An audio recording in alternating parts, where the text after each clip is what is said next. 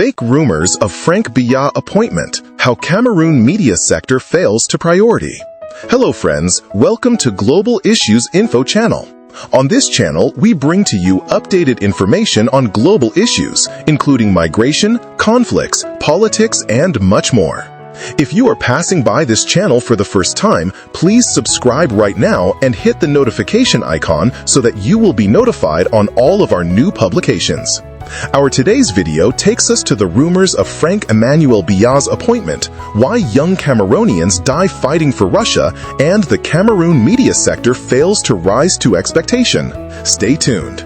Since April 4, 2026, Cameroonian social networks have been saturated by the dissemination of a supposed presidential decree announcing the appointment of Franck Biya as vice president and minister delegate for defense. Stay tuned. The document, constructed to imitate the forms of official communication, quickly sparked comments, indignation, and speculation, but upon verification, nothing confirms its authenticity. No institutional publication confirms it, and Franck Biya, known for his discretion, holds no official responsibilities in the state apparatus or armed forces. Taken in isolation, this episode could simply be another case of digital manipulation in an already fragile information space. However, the context in which this false news appears gives it a much broader scope, because at the same time, another, infinitely more serious issue for Cameroonian interests should have dominated public debate: the enlistment of Cameroonian nationals by the Russian army for the Ukrainian front. The report, published in February 2026 by the collective All Eyes on Wagner, presents particularly alarming figures. 335 Cameroonians would have been recruited between 2023 and 2025, and 94 would have died in combat. Behind these figures emerges a mechanism of exploitation now well known. Economically fragile young people, sometimes students, sometimes without stable employment, attracted by promises of high income, bonuses, and quick regularization before being sent to a war that is not theirs. For Cameroon, this is not only a human tragedy, but also a direct attack on its sovereignty and the protection of its citizens. This is where the timing becomes crucial. The false appointment of Franck Biya emerged precisely at a time when Cameroonian authorities were publicly denouncing the recruitment of their nationals by Russia. This overlap does not constitute in itself proof, but it invites reflection on the real function of this type of content.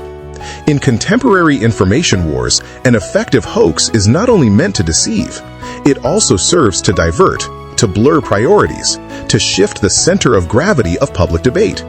For 3 days, collective attention focused on an imaginary institutional succession, while a documented file implicating Russian networks should have sparked a major national debate. This diversion effect is anything but trivial. It exhausts the media space, divides opinion, and prevents the emergence of a clear and unified response on the essential subject. This sequence recalls methods already observed elsewhere on the continent. In several African countries, informational devices associated with Russian influence have often consisted of injecting false narratives during periods of tension to saturate the media ecosystem. The objective is rarely singular. It aims to protect strategic interests, complicate the interpretation of events, and weaken the reaction capacities of the states involved. The Cameroonian case strongly illustrates this new vulnerability. A false document can now generate more agitation in a few hours than a report documenting the death of dozens of citizens abroad. This means that the battle is no longer fought only on the diplomatic or military front, but also in the circulation of information, in media reflexes, and in the collective ability to prioritize urgency. The question is therefore not only about who fabricated this false decree, it is also about understanding who benefited from its dissemination.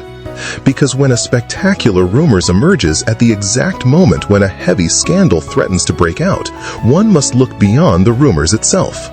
The most effective disinformation is not always the one that convinces. It is often the one that diverts attention at the right time. Hi friends, permit us to end here for now, as our team is on the ground ready to give you update information on rumors on how Paul Biya's son will finally be the next president of Cameroon, why Cameroonian young people die fighting for Russia due to no jobs opportunities and suffering in their own country. Please do not go away without subscribing, and when you do, hit the notification icon so you don't miss out on new information. Also, like, share to others, and comment. See you very soon for a new update.